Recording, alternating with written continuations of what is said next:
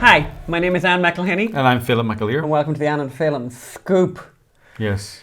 Yes, it's week 42. That's 10 and a half months of the 2-week flatten the curve lockdown. When we were told just 2 weeks. Actually, was it 15 days or was it 2 weeks? I can't remember. And it was all going to be over. And here in California, we're on our 5th lockdown. Is that right? I don't know. I've lost count. But this has been an incredible week. What's on the show today? An awful week. Unelected social media tyrants purged the United States president. But we show you who escapes their attention. And they're purging. And we also interview Marc Morano of Climate Depot to hear how he is being targeted for the purge and getting death threats just for being sceptical.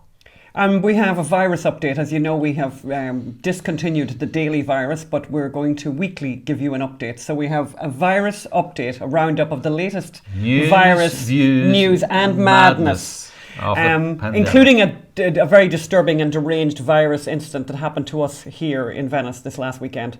And you might not realise it, but podcasts are dominated by leftist propaganda disguised as neutral history. Or news, but it's a very interesting phenomenon that we will be exposing for you. I might make it a regular feature, actually. And we have a viewing recommendation from Apple TV. For those of you who have Apple TV, or if you got a new iPhone, you get Apple TV free for a year. But we've had a really chilling week. We've had the week of the purge, which I think will become remembered as the week of the purge. So Mark Zuckerberg and Jack Dorsey, and that's, by the way, Mark Zuckerberg, 0 votes, nul point, as they used to say in Eurovision. Mark Zuckerberg, who never was voted onto anything. Jack Dorsey, 0 points. Nil point. Terminated the social media accounts of the President of the United States. Who also happens to have 85 million followers, or I should say had 85 million followers on Twitter, and these have been disappeared. He has been disappeared forever off these social media giants. But we thought... Well, what excuse did they give out? Well, we thought...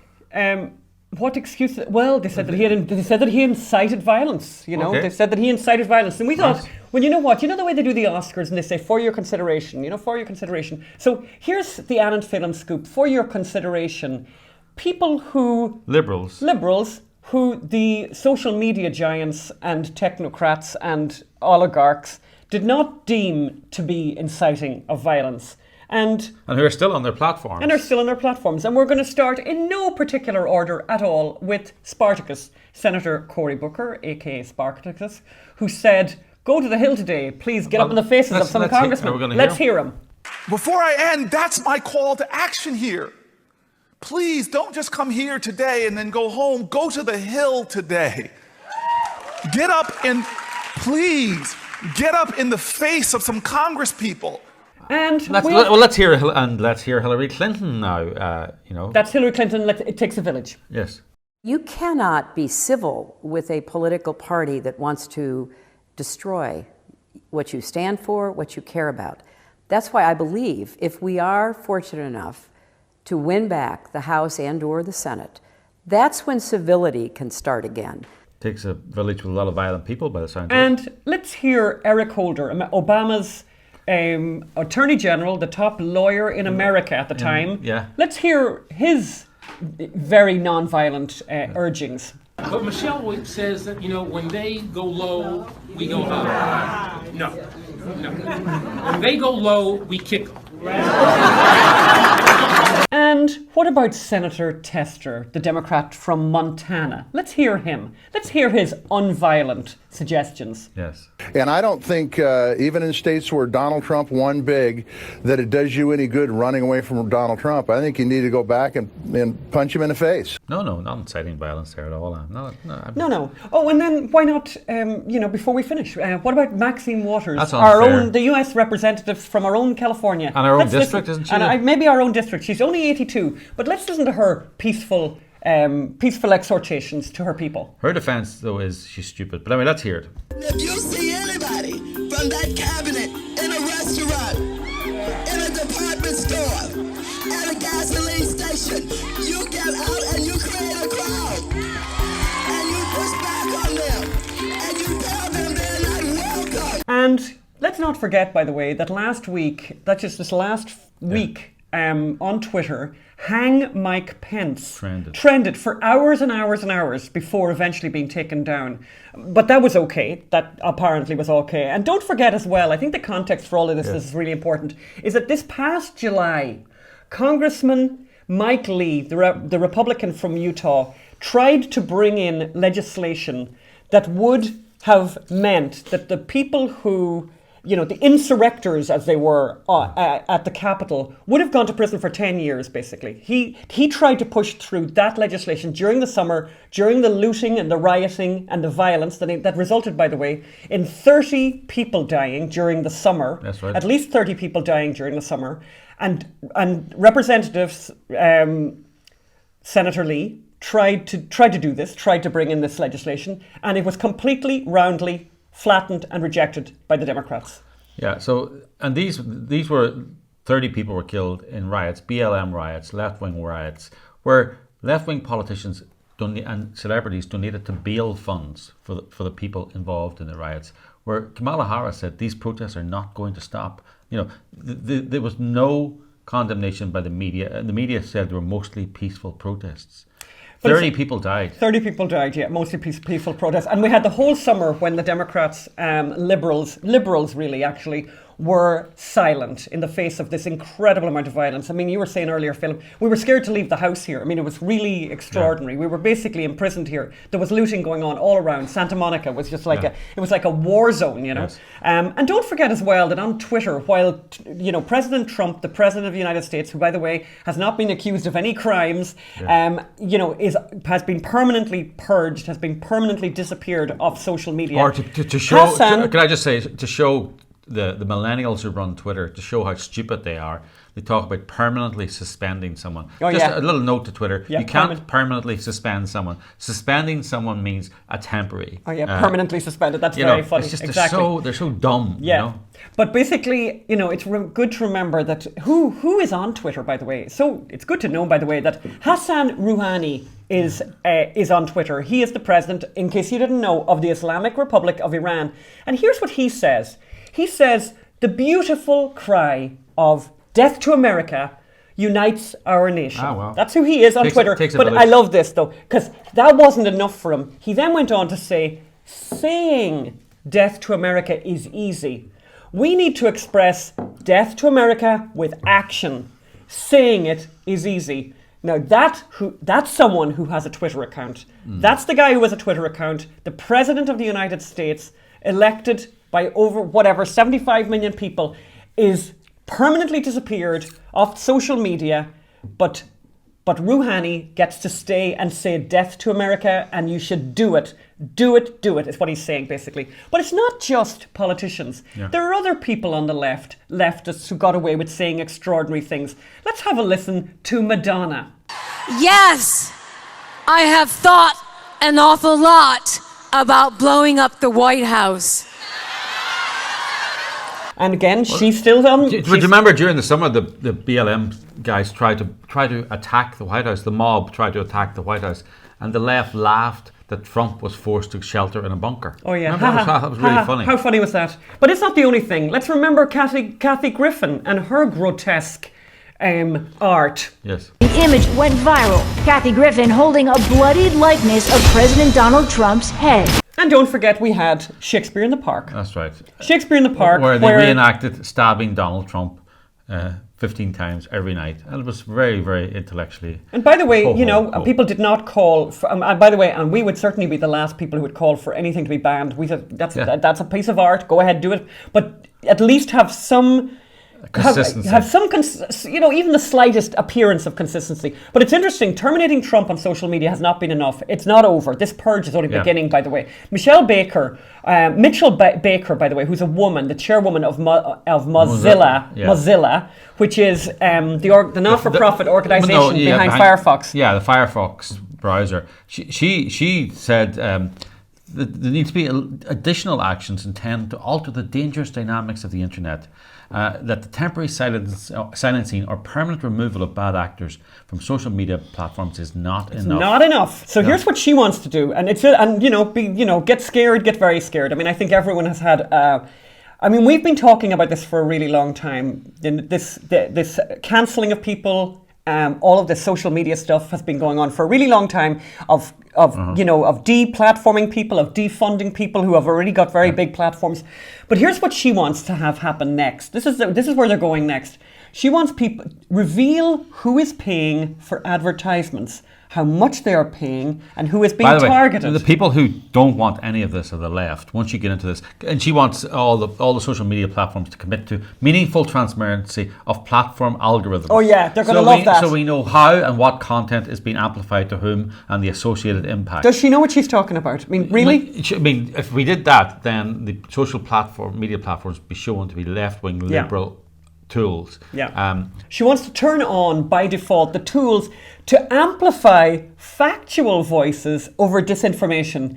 Now, disinformation has gotten an extraordinary name at the moment. Yes. So disinformation, by the way, is anything that criticizes the WHO. That's right. And let's not forget who the WHO are. The WHO are, have as one of their biggest members, China, who I think still, as we go to air on this, are still not allowing the WHO scientists into China to work out the origins of the Wuhan virus, which the name kind of gives it away a little bit there with the Wuhan virus, right?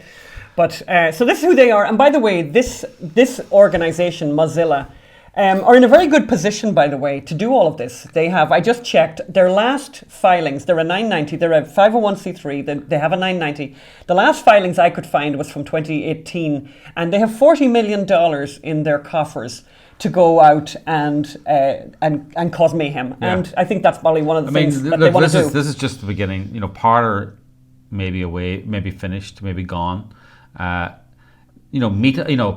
We're going to talk to Marc Morano later. He is getting MailChimp may refuse to send out your emails if you don't follow the party line. Yeah. I use Meetup for playing soccer, but the people use it for political meetings or other meetings. They'll stop that as well. The meeting doesn't, our lives are very, very dependent upon, but books. Amazon is going to stop. This has happened in plain sight. Amazon is going to refuse to sell books. Yeah. Refuse to stock books. Yeah. And we've already seen it with things like, with movies that they won't have on their platform, with Netflix, etc., right. Doing this kind of thing. And by the way, just to kind of round up this part of the story, we got a really nice letter from one of our supporters, Judith. And she said, here's her letter. What do you think? Okay, I'm genuinely scared. She just wrote this. If there isn't a huge, rapid backlash against this totalitarian media oligarchy, there is no hope for America. The Conservatives are the new Jews. They will come after us, our jobs, access to resources, etc. We're a step away from China's social credit system. Wondering what you and wise folks you engage with think about mass divestiture, all our 401k plans from Amazon, Apple, Google, Alphabet, Facebook, Twitter, Square, and Microsoft. And here's what this one listener has said to us. I've instructed my retirement advisor to do this for me. He can't do it overnight because he has to do some research to identify funds that don't have these stocks in them. He advises that it will cost me money because these stocks have performed well. I'm betting they won't in the future. That is, if we can get organized. Wondering what you think. Thanks again for all you do. Warm regards. Well, very interesting. It's a very interesting idea. If we all pull our stocks out, and we all pull our 401ks out, then they won't do well. So, well, we've seen already, by the way, in this past week, that Twitter have lost an enormous amount of value. I think they lost $3 billion, or 1.5%. I think of the value went down. So it's interesting because. Clearly, if people get organized, if the right get organized, if all the people who voted for Donald Trump, 75 million people, were to behave, we're going to follow the money basically, or take the money away from these guys, divest the money, it would make a huge difference and fast. Yeah, but please let us know what you think. What you think of that possibility happening, or that idea. That idea. You can write in the podcast app. Go on your phone. There's a podcast app. Write a comment there. Or you can write on YouTube. Or you can write in the comments section on YouTube. So we're going to go right now to Marc Morano, to an interview we did earlier with Marc Morano. Yeah. So Marc is the founder of Climate Depot. which And is a great guy. a climate skeptic website. He's right in the eye of the storm of the purge, and and the death threats and the violence. So let's hear how he's been getting on. I'm Marc Morano. Marc is the founder, and he runs the climate skeptic website climatedepot.com. The author of the highly recommended Politically Incorrect Guide to Global Warming, presenter of 2 documentaries now, Climate Hustle 1 and Climate Hustle 2, and a good friend of ours and a friend of the program. Welcome, Marc Morano, who is currently outside Washington, D.C. at a secret location. Yes, exactly. How are you, Marc? Dick Cheney's right down the hall in a secret. I'm doing great. Thank you, Ann. Thank you, Phelim, for having me on. This may be, I don't know who your web server is, but, I doubt Zoom is going to allow these too much longer. They're going to pull Zoom off if they allow this, but I'm doing fine. This is an amazing time to watch all this happen, because I've never seen the left feel so empowered right now. And it began really with COVID, just the fact that we all rolled over and accepted this, and they've steamrolled that now to the election fraud, and now to this January 6th, a date that will live in infamy. Yeah, yeah. Actually, that's a very good point that I hadn't really thought of. They softened us up with COVID because they did extraordinary things. They did things that had never been done before in America in the name of COVID, and people accepted them. Even some Republicans accepted them, and conservatives accepted it.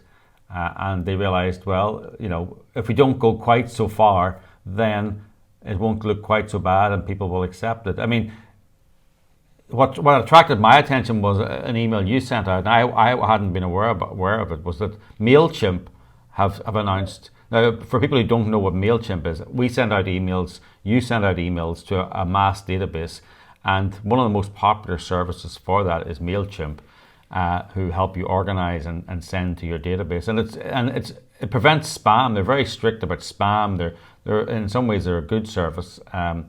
But they're now saying that they won't, they'll deactivate accounts sending out allegedly false, inaccurate, or misleading. But that's only the start of it. Amazon are people are pulling web services, web hosting for the insufferables, for the undesirables, for the deplorables. Who will now be called the disappeared, who just won't exist anywhere on social media because... So go ahead. Well, let me just give you a quick story. 2016, Climate Hustle 1 comes out. This is before Trump was elected. I really think Trump actually accelerated all this, in the sense that they were so outraged that Trump could be elected that they basically said never again. And that's when all of this purge really began. It had begun previous to that, but it really took up. 2016, Climate Hustle 1 comes out. We have Jimmy Kimmel, late night TV, with the Vanity Fair, Associated Press, New York Times, mainstream media, the UK. We're talking full coverage of it. Just to give you an example, they actually still had a semblance of a debate. 2020, we released Climate Hustle 2. Amazon, when we go to try to get it, which our first film was on Amazon Prime, by the way, when we go to Amazon to run the second, not only did they say no due to content issues, but they pulled the first film and they banned the second. So now we're not on Amazon. And then we had a whole problem with Facebook advertising, saying, the content and misleading. Also, so we had that whole censorship on Facebook trying to even advertise the movie. We couldn't do it in a movie theater. We had almost 800 theaters lined up because that was due to COVID safety restrictions. So the whole world in just 4 years is now topsy-turvy. Now you fast forward, you have the whole election fraud, and then you have President Trump, what's happened this week, and the January 6th, the new date that'll live in infamy on Capitol Hill. And now you have Twitter, Facebook, the web servers, web host. MailChimp is just the latest. They just changed the terms of service recently. So there's literally going to be no way to get our message out. And this is the message of these are the mediums of our time. People will say, oh, well, you can get your own paper. It's getting harder and harder when you're dealing with a classic monopoly supported by the ruling class federal government. It's going to be a very tough battle. I think another thing that's kind of a little disturbing as well for all of us is knowing that conservatives have also supported those platforms very, very much for many, many years. And, we've, in a way, this has happened in plain sight. We've allowed this to happen in a way, you know. We've paid for it. We've paid for it, and we've seen it. I mean, as you say, it goes way back. It does, and obviously everything got accelerated with Trump, but it really goes back to 2016. And we saw this stuff. This has been going on. People getting disappeared, being silenced, being censored. Obviously, as you say, January 6th goes down in infamy. Now it's like the gloves are completely off. Now there's no disguising it in any way. But we did see this coming. The conservative movement should have seen this coming. But instead of doing anything about it, we just kept on giving them more money. And I just want to say, you know, January 6th, I mean, it was a glorified, you know, it was a few hundred people out of a few 100,000 who invaded the Capitol, and a few dozen of those who there were definitely Antifa and other left-wing members in there. You can see the video. They have hammer and sickles on their hand, and, you know, tattoos.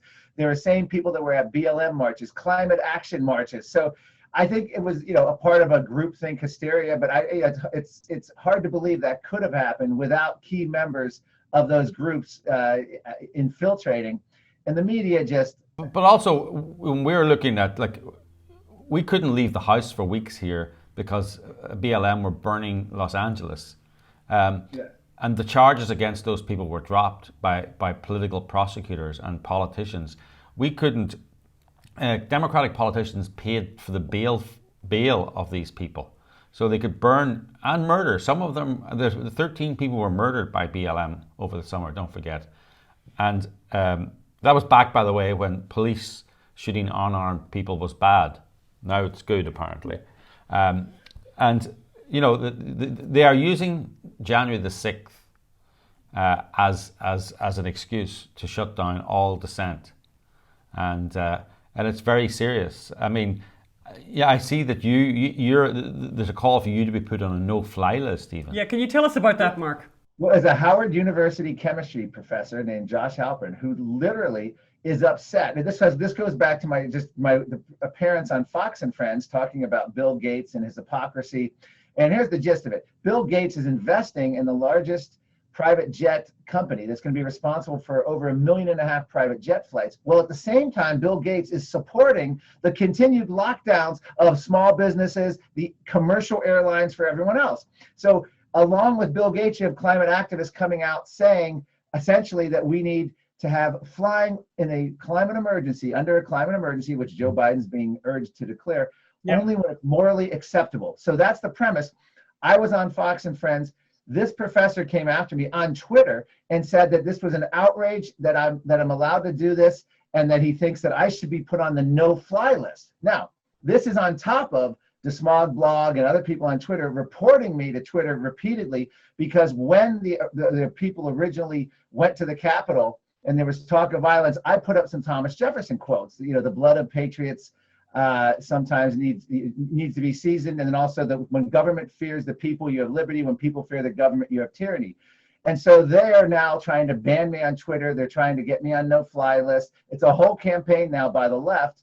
You know, let's put it this way. I'll never be able to work for corporate America. Forget that.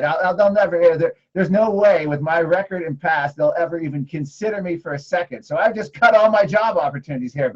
But they're serious. The people who write this, in academia in particular, this professor from Howard, they're dead serious. They want people, because it's happening with COVID. If you don't get the Bill Gates rushed DNA altering vaccine and you don't get it, you're not going to be able to fly. You're not going to be able to go to concerts. You're not going to be able to travel. This is already, you're not going to be able to go to businesses. You won't be able to be employed. And they're crushing all the small businesses, so they're not going to be able to employ you. All that's going to be left are big chains in corporate America. And we're going to be the service economy collecting paychecks from the government, you know, COVID relief checks instead of actually working. So this is where we are, and it starts, and they're going to be pushing this no-fly list. They want to punish. But I believe that they're not even, they're going even further than that. You're getting death threats now, is that correct? Yes, I have gotten multiple death threats of late to my personal cell phone, which I don't know how they got that number, and to my home address. I actually got letters basically saying the weather is getting more extreme. We know where to find you. We know where you live. You can't hide from us. And then I have another professor in Europe under his name, not sure if it's him, but he says killers are standing by. He knows where my kids are, the ones on my cell phone, and I'm getting the emails saying, you know, we hope your kids see you die, or you die by your kid's own hand. They've really increased. Now, the silver lining in all that is once Fox News is taken off all the cable and satellite because it's considered a white supremacist violent network, people won't see me on Fox. They won't see me on my emails because MailChimp won't carry me. I have a blog on WordPress. I haven't checked into WordPress yet, but I'm sure they have a woke policy and they're gonna pull us on that. So the good news is all the death threats should stop once I disappear, and that may be coming in short order. We need you, and we need Climate Depot. I mean, we always recommend people to go to Climate Depot for the very latest in all the news about what's going on with the climate hysteria. You do a great service there. It's like this repository of all the crazy stuff that's going on around the world, and huge amounts of money being spent on this.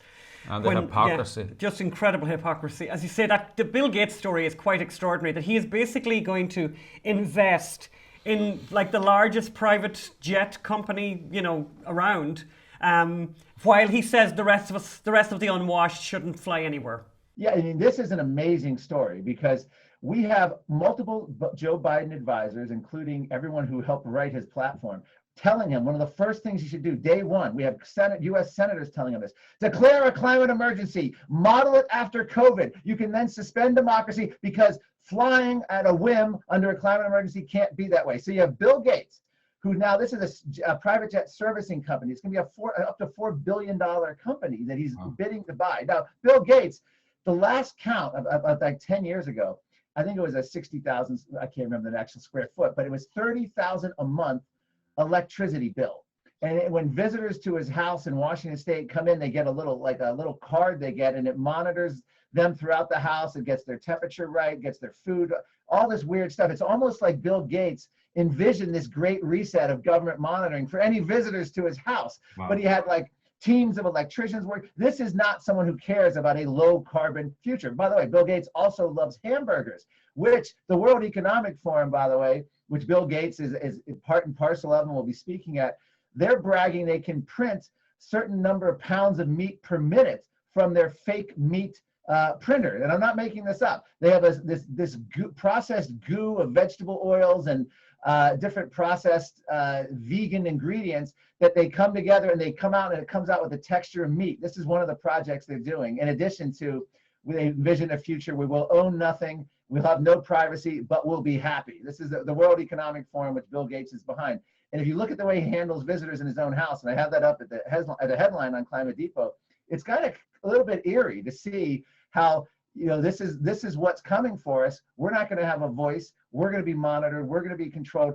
And interesting, Kevin Sorbo, by the way, had a great line today. Your friend Kevin Sorbo, the actor, he said, if you claim that these social media bans, it's a private company, they can do that they want. Sorbo says, glad you agree. Now let's let all these small businesses open back up however they please. Thanks for clearing that up. So why can't the mom and pop stores open? Tell them to hell with mask mandates. Tell them to hell with no indoor dining in the winter and just allow people in. It's time, by the way, that they do that. And there are places doing it, but not enough. I mean, most people are accepting these restrictions. Coming to the end of this interview, but I wanted to ask you, it looks it's rather inevitable now that we're going to have Joe Biden presidency. And he has talked about spending trillions of dollars on a Green Deal, correct? Tell us about that. Well, first of all, I have my book out, Green Fraud. The Green New Deal is even worse than you think. It is the foreword by Marc Stein. It'll be coming out in March. You can actually pre-order on Amazon. But I have, it's an over 300-page book. I go into every detail of this, all the people behind Biden who have been urging this. We are basically, and here's the thing, who would have thought this? Who would have thought this a year ago, Anna Phelim? The Green New Deal is not even the greatest threat. It's the continued COVID hysteria and endless lockdowns. But here's how they're going to get around it. And I publicly apologized at the conference in Vegas at the Doctors for Disaster Preparedness. I said, I used to say climate solutions were the greatest threat to freedom. I now apologize and revise and extend my remarks and say that COVID lockdowns are the greatest threat. But here's the climate solution. They're going to morph the two. And in the book, The Green Fraud, I go into great detail about how they want to add climate change to death certificates. And this isn't made up.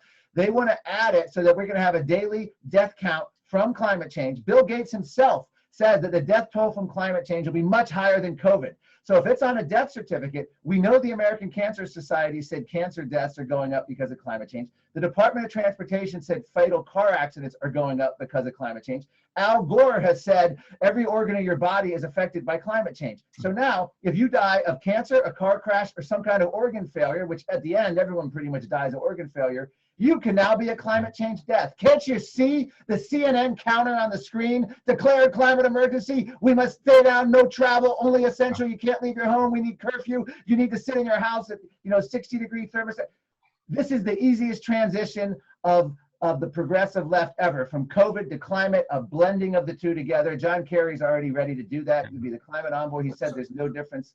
Was it every organ in your body is going to be affected by climate change? He touts a doctor claiming that, and I have that. If you go look at Climate Depot, just look up death certificate. Yeah, there's a massage therapist who probably would back him up on that. I think his organs were affected by rising levels or something, weren't they, during a massage? I won't touch that one. What do you see for the next 4 years? Where will we be in 4 years' time? What's the solution? Well, unfortunately, I look at what happened in Georgia, and I'm going to say something that may shock your audience. If I lived in Georgia, I probably would have gone out of my way not to vote in that GOP Senate race for one simple reason: futility, and it wouldn't have mattered. And I think with the mail-in votes that they could have gotten as many votes as they did. So the problem I have, normally I would tell you we're looking at a 2010. We're looking at a Tea Party 2 revolution to push back against Biden. But without people believing that their vote matters, and I'm having trouble believing mine would matter, I don't know how we're going to repeat a Tea Party. So I'm going to go ahead and predict it now. I think the Democrats either make gains in the Senate and House in 2022. That's the issue. I don't know. I just hope that it's kind of like those tests you see where people psychologically do the psychological, where someone needs to be more assertive. And they put them in a room and they keep encroaching.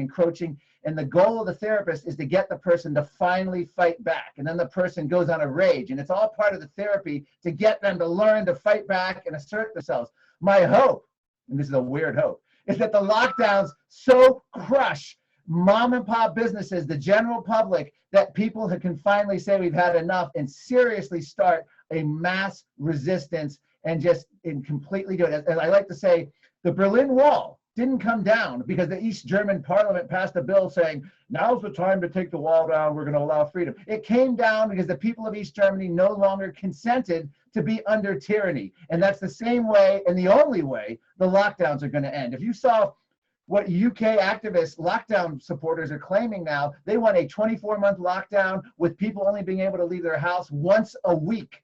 And they're just looking at ways to make it more austere, more crackdown in order to fight this phantom virus at this point, because lockdowns don't kill viruses.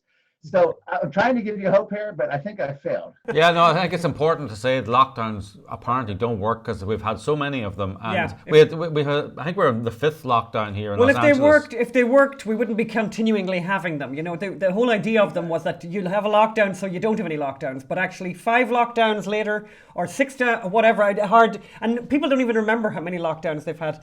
But we'd like to have you back on again, Marc, when the book comes out. But can you just remind us again where people can get that book? Because that sounds like... They can pre-order it. And pre-order it, which is really important, guys, to pre-order the book right now.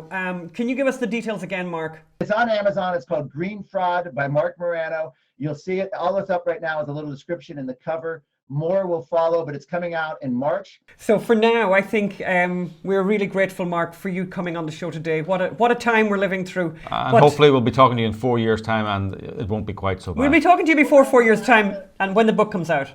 I have a Verizon cell phone. How long is Verizon going to allow anyone who supports Trump to have a phone account with them? And just think about it. We could be spreading insurrection. I don't know how long that can go on. Unbelievable. Yeah. And by the way, I asked you, should I also have my utilities cut off? Should I also, not be able to buy a car? I mean, this is what they're thinking. Remember, the LA mayor himself, Garcetti, cut off people's utilities and water and electricity if they had parties or exceeded the number of COVID allowance. So This is their dream world. And I'll leave you with this phrase: Soviet-style regulation. That's where we are. That's our reality now. Yeah, well, I mean, you could use a car to get to an insurrection or to get to a We can't have that. We can't have We that. can't have that. Andrew Yang ran for president. He said he wants to abolish private car ownership and everyone should just have a roving fleet of electric cars available for rental. That's their vision. And believe me, that's the Green New Deal vision too. Thank you so much for today, Mark. We'll talk to you soon. Bye. Bye-bye. Bye. Well, that was great. We Yeah. love Mark. He's just great. Yeah. And we wish him well. And it's horrible. It's horrible to hear. We in the past have gotten death threats, so we know exactly how that feels. And he has small children, so it's very chilling. But moving on to, we said that from now on, given the fact that we've stopped the Daily Virus, that we would do a weekly virus update. And my God, there's plenty of news on the virus front. Yeah. And one story that just before we did this that I thought was really worth bringing to people's attention is this extraordinary story. So Osama bin Laden's spin doctor was let out, was in prison here in the United States, was let out on compassionate grounds, has just been let out on compassionate grounds because of his morbid fat bleep. Yes, because of his morbid obesity problem and that he would be vulnerable to COVID. So he got out early and he's gone to the UK. And just for those of you who are concerned for his well-being, he's now living in a £1 million home paid for by the taxpayers of the United Kingdom on welfare, and apparently looking well. And we've put up some photographs of him there. What's his name? His name is Adel Abdel Barry. He's 60 years old. But just for those of you concerned about his well-being, just to let you know that he's doing great. And he's in Maida Vale. Phelim, what kind of an area in London is Maida Vale? Maida Vale's very nice. Oh, is it very nice? Oh, yeah, it's very posh. Well, it's a $1 million home, you see. Yeah. And, I mean... That's where he is. Wow. That's where he is. That's him. But anyway, moving on. We've got a lot to go through, Phil, here. So why is the vaccine rollout so slow in California? Well, yes. So, I mean... this piece caught my attention because California has the most draconian lockdowns, and it's all for our own good. And Governor Newsom is a hero, etc., etc., etc. And they've had 9 or 10 months to plan this. And guess what's happened? They're among the worst in rolling out the vaccine. And it's interesting. The other place, unless you want to say more about that, because I want to say something about the fact that they have that prize for worst rollout of the vaccine, and they share that prize with another state in America, a state that we talk about a lot we used to talk a lot about on the Daily Virus, which is New York. So Andrew Cuomo has had a lot of egg or vaccine on his face, whichever you want. I mean, because you know what he's done. Well, you want to tell me more about California first, do you? Newsom, he apparently didn't realize until last week that the state was doing badly, and imagine that. And then the state officials broadened the eligibility, and because they were actually throwing away. Oh, this is also in Los Angeles. Yeah, they were throwing away vaccines. This is a new thing now. Throwing away the vaccine. Very popular, by the way, in California and New York. Very popular. Because you haven't organised people to turn up to get the vaccine. And well, in New York, it's different. So in New York, what happened is basically in New York, they said, if you give that virus to anyone other than this very, very specific group that they delineated, we will fine you $1 million. $1 million. And this was directed at people like in care facility, people like doctors and nurses, whatever. So obviously that's too much money for almost anybody to shoulder. So they frantically tried to find people in that bracket. If they couldn't find people in that bracket, the vaccine went out of date and they flushed them down the toilet. And that happened in New York and it happened here in Los Angeles. It's extraordinary. Well, I think it's very interesting when you look at the the California state plan to roll out the vaccine. Do you know what the details of it were? No, I don't. Well, frightening. Yeah, neither do I, and neither does Newsom, because they didn't have one. Oh, they didn't have a plan. No, they had a great plan in New York. They just hadn't thought it through enough to realize that these particular little groups that they wanted, and this $1 million fine. Now of course they've had to roll back everything. They've had to change all of that because they've got a lot of vaccine, a lot of vaccine in their face. Like that kind of vaccine in your face, not egg in your face, vaccine in your face. Okay. LA or California never had a plan. They just didn't do one. It's like that judge said to them, okay, bring me the data. 8 months in, you've closed all the restaurants. Bring me the data that shows outdoor dining. It's dangerous. It's dangerous. And he said, we don't have any. And it's like, I mean, California, they've been horrendously bad. Like they've had 2.3 million vaccines given to them. They've managed to just distribute 25% of them, worse than any other state. Wow. And just every other state just has done so much better. Israel, by the way, they deliver all vaccines to people, administer them on the day they receive them. California takes weeks, and it's madness, and it's like, I think they're just so drunk with power. They just think of more ways to close things down. They almost do anything. They almost like this. I mean, it's a terrible thing to say that they like it, but they're not. Their idea is not to end this. Their idea is to be the power brokers in this. And as you say, New York, it's the same. New York, where Governor Cuomo was so busy writing his book about how great a leader he was, that's right, and then couldn't organise that the vaccines would be used, and made it so scary for people to administer leftover vaccines to other people and to other groups who needed them, that ended up being thrown down the toilet. And talking of drunk on power, the police in Britain, story. the police in Britain are going crazy. So 2 women drove to a beauty spot 5 miles from their house for a walk, which you're allowed to do, by the way, to go for a walk because with coffees. So they each got separate coffees, and they arrived there.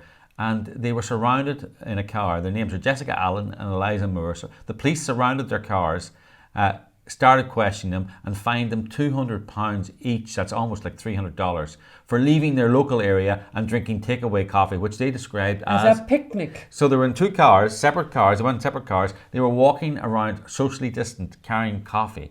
And it was a picnic. Now, the police have backed down, right, after it was revealed. As they said, the police were questioning them, and it was obvious from their questioning that they were looking for them to say something wrong, something that would kind of, under subsection 437B, we can actually fine you for that. And now I think the cops have now backed down after it was publicised. But I think the Minister for Health in England now is trying to say, well, maybe we should make it illegal to exercise with someone from another house, to walk, not exercise, to go walking. That's where it is, people in England. That's where it's coming to a place near you. They're using this lockdown as a way to erode your civil liberties, so that they can, as we saw, can erode them in many other ways, like take you off social media, take people off social media. It's because it's for your own good. Yeah, and for those people, again, we used to always say this on the Daily Virus, so just for anyone who wasn't listening to the Daily Virus, if you're looking for up-to-date numbers on, how bad things are in your country, and by the way, there's caveats with these numbers as well, but go to Worldometer or Worldometer,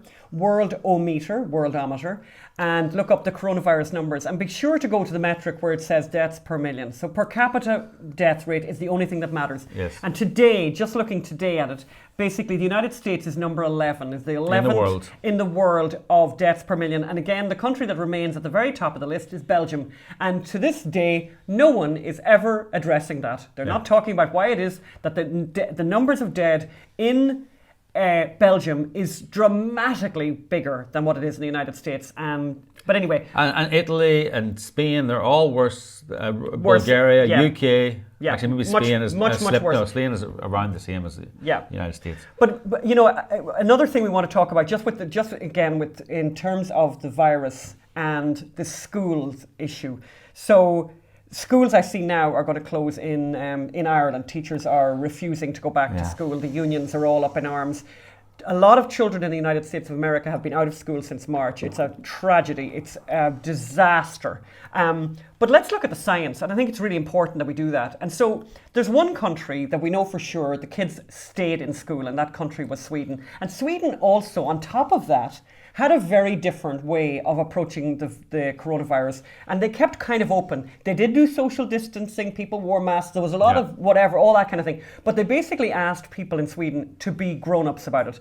But so isn't it a great petri dish to see how did children get on where there was quite liberal, open way of dealing with the children with the coronavirus, and they still went to school. So here's what they did, and this is one study which I think is really good, because they studied every child in Sweden. In mid-March, March 2020, many countries decided to close schools in an attempt to limit the spread of severe acute respiratory syndrome coronavirus, right? Sweden was one of the few countries that decided to keep preschools, that's for children 1 to 6, and schools with children 7 to 16 of age open. Here we present data from Sweden on COVID-19 among children, whatever.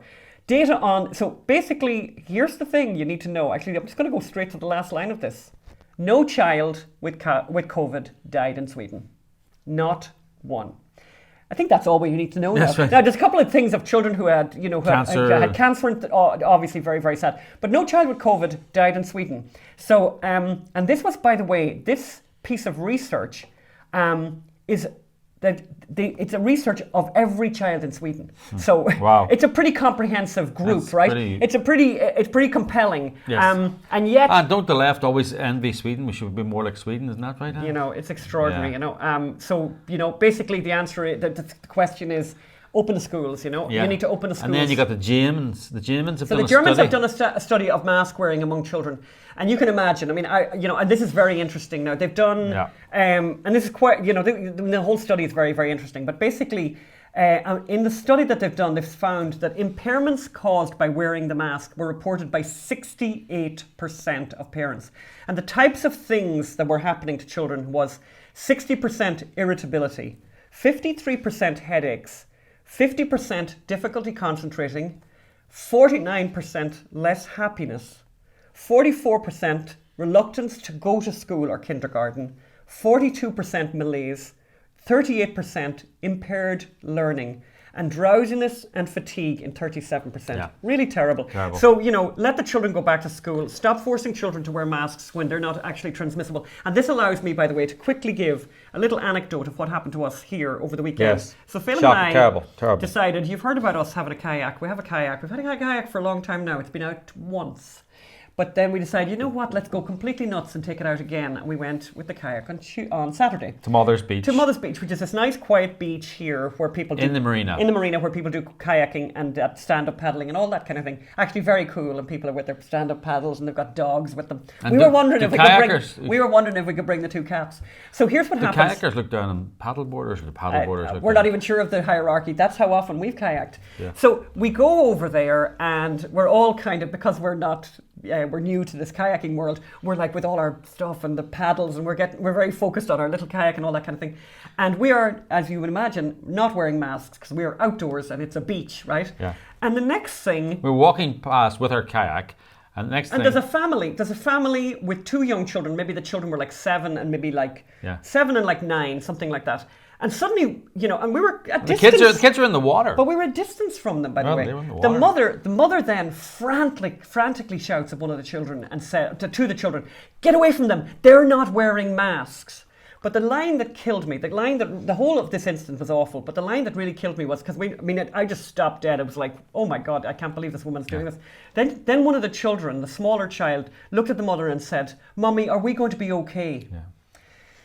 So by the time, I was, anyway, you can imagine. Kind of ruined the day. It kind of ruined the day. I mean, it really did. This is where we're living. I mean, this is why people want to leave California, by the way. But by the time we had the kayak in the water, which didn't take that long after that incident, they had packed up all their stuff and were leaving the beach, because obviously the beach was far too dangerous for them. What kind of message is that sending kids? And just to remember to that family, children who went to school in Sweden, not one of them died of COVID. Yeah. So, really people, one person and I was verbally attacked by another guy walking around the canals here, and he was like, and he used a lot of expletives or whatever. And can I just say, I used a couple of expletives back at him, including the phrase, read a book, which I'm not 100% sure he maybe understood what I meant. But what I really meant by that was, read a little bit and find out the truth about how difficult it is. I'm not sure I understood what you meant, but All it right. sounded good today. So I want to talk to you about podcasts. Oh, yes. This is very interesting. So we're fascinated by podcasts. So most people think this is a podcast. And this is a podcast. But most people think this is the only podcast. There are a lot of people. But there's a whole world of podcasts out there, that like Serial, like West Cork, true crime stories, history stories. I mean, there's a lot of podcasts out there. A lot of podcasts are, especially podcasts from the right, are basically talk radio on demand. So you could call this talk radio on demand.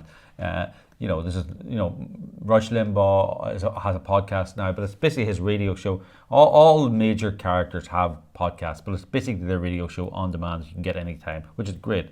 But then there's all these series. There's a platform called Wondery that I listen to, and they have series called American Scandal, Business Wars, Legal Wars. Who Am I? Who Am I? They have all these different. They're little mini documentaries, yes. actually.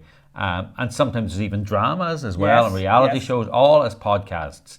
And they've got massive audiences. Yeah. Regularly, these audiences, and they've massive reach because I know they've got Dirty John, which was A lot of crime. a lot of crime. But then these crime stories are made into TV stories. And then the podcast gets even more people listening to So it. some of them have 50 million downloads. So it's Yeah. a major way of getting to people.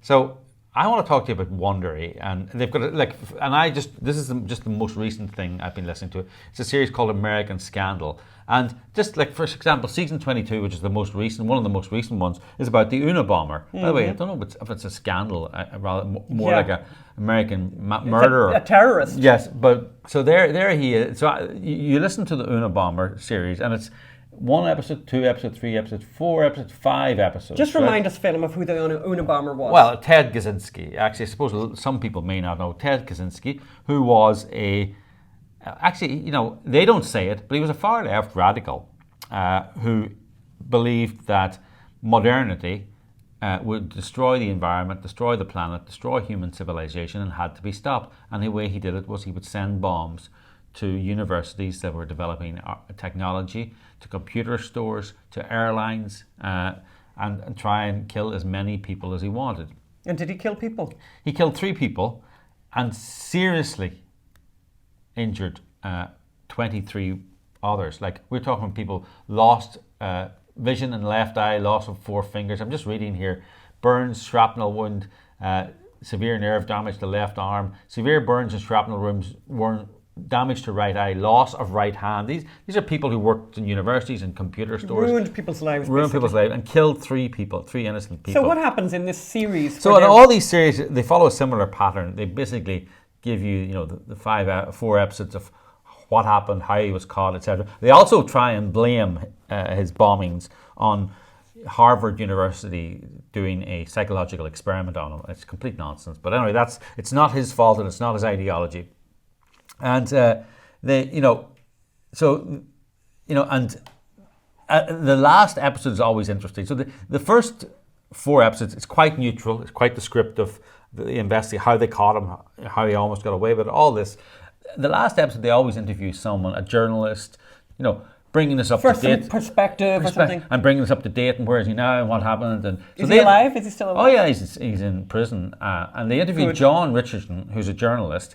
And I love in his bio, grew up in Athens, Manila, Saigon, Washington, Seoul, Honolulu, Los Angeles. And he's worked for loads of magazines, including Esquire, New York Magazine. That'd make him metropolitan. And he also wrote a feature, The Last Abortion Doctor, which was a finalist for feature writing in the 2010 National Magazine Awards. And I think that The Last Abortion Doctor, I don't think that title of that, the idea of the piece is that The Last Abortion Doctor is a tragedy. I don't think he thinks it's a tragedy, not a celebration, I would imagine. And I read some off the article, and I think, yes, he sees it as awful that you just can't get a good abortion doctor anymore. You know how it is. It's hard to get a good plumber and a good abortion doctor.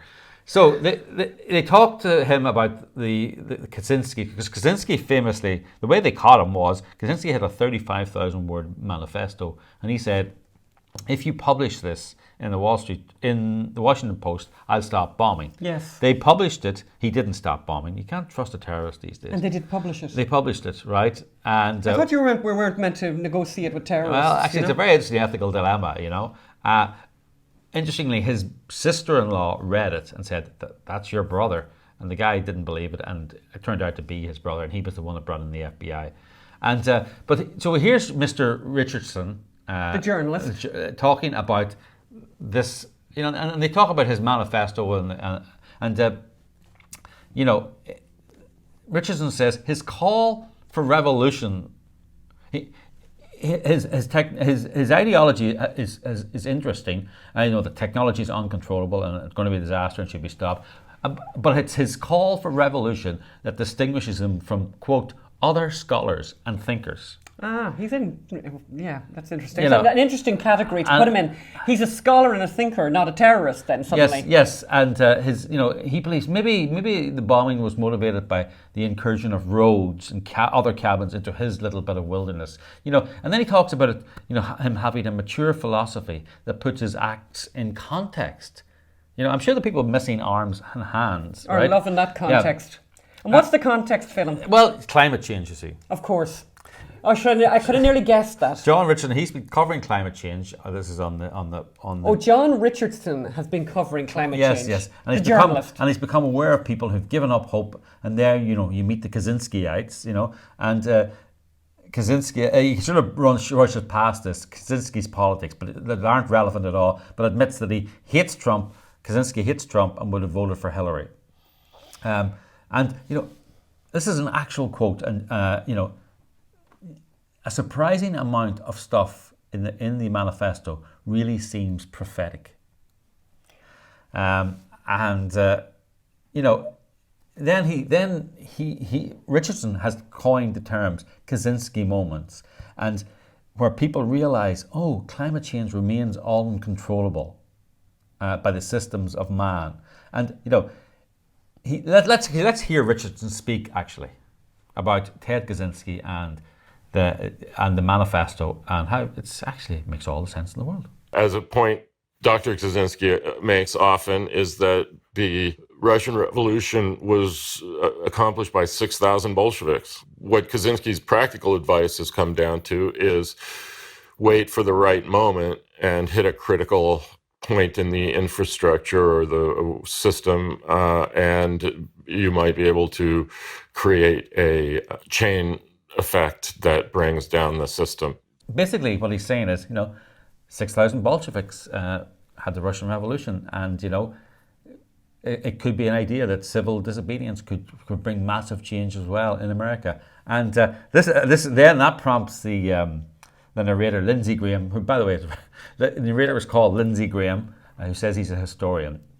And let's hear what he thinks of that. So we return, I guess, to this tension that Ted Kaczynski, the thinker, might have had something that we should pay attention to. But Ted Kaczynski, the activist, the revolutionary, is someone we should rightfully revile. So Lindsey Graham does say, obviously we should revile the things he did, but maybe his ideology is okay, but the things he did, we should revile them. But actually, no, John Richardson fights back and says, no, shouldn't be reviled because of climate change. How did you know that, Anne? I don't know. I always think that's a good answer to everything. Right. So let's hear what he says then. No, I wouldn't go that far. I think the feelings you may have about the judgments we may have, and I may have about his behavior are kind of irrelevant to what the disturbance that he felt, which is being felt, I think, by many more people as climate change and ocean acidification and species extinctions accelerate. So he was an extraordinarily rational man who was so rational that he went over the edge. Climate change, ocean acidification, and species extinction accelerate. So he was an extraordinarily rational man, So, one thing, apart from, I don't want to say, apart from the bombings, right? There's no suggestion that the ideology underlying Kaczynski and the anti-modernity movement and the anti-fossil fuel movement, there's no suggestion that ideology is wrong, right? What they're doing, what this podcast is setting up is that his ideology was right, his manifesto was right. It was just the bombings that were possibly wrong, but you can understand. There's a context for them. Climate change. And it's like we've been in Madagascar, and I'll tell you, we saw what lack of modernity does to people. So there's no suggestion, that these anti-modernity beliefs are wrong. And by the way, John Richardson attacks modernity. This is a man who was brought up in Seoul, Honolulu, Los Angeles. Very nice. Nice, whatever, all over the world. I think his father was a diplomat or something, or a spy actually. And sounds like it. But this is insidious propaganda because it's very, very popular. These podcasts, and it's actually saying that they don't even question whether the ideology is wrong. This anti-modern, anti-progress, anti-development ideology. And we know all about that because we made the documentary Mind Your Own Business. We were in Madagascar where We saw these, armies of environmentalists who were there to save the lemurs. I had never even heard of a lemur before that, but they were all there concerned about the lemurs. And what struck us as extraordinary was they were driving past villages where people were literally, starving.